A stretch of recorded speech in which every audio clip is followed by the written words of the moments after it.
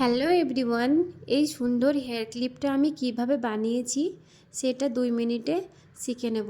দেখো, এখানে আমি প্রথমে একটা ম্যাজিক রিং নিয়ে নিয়েছি। এর মধ্যে আমি হাফ ডাবল ক্রোশিয়া বানিয়ে নিয়েছি। এখানে মোট 12টা হাফ ডাবল ক্রোশিয়া বানাতে হবে।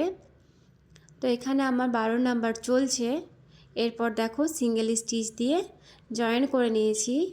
জয়েন করার পর সাদা সুতো দিয়ে 3টে চেন নিয়েছি।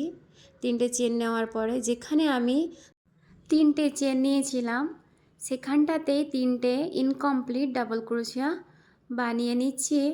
এর পরের ঘরটাতে একইভাবে আমি 3টে ইনকমপ্লিট ডাবল ক্রোশিয়া বানিয়ে নেব। এরপরে আমি একটা ছেড়ে সবগুলোকে বের করে নিচ্ছি।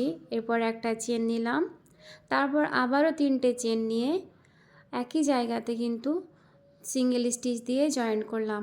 তারপর 3টে চেন নিয়ে পরের ঘরটাতে একইভাবে ডিজাইন শুরু করব।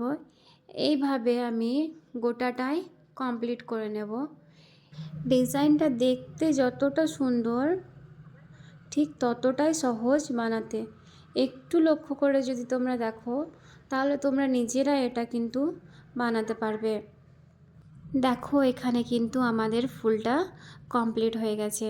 পরের স্টেপটা আমি তোমাদেরকে দেখাচ্ছি। এরপর আমি একটা ম্যাজিক রিং বানিয়ে নিয়েছি। তারপর 3টে চেন নিলাম। 3টে চেন নেওয়ার পরে ম্যাজিক রিংয়ের মধ্যে 6টা ইনকমপ্লিট ডাবল ক্রোশিয়া বানিয়ে নেব।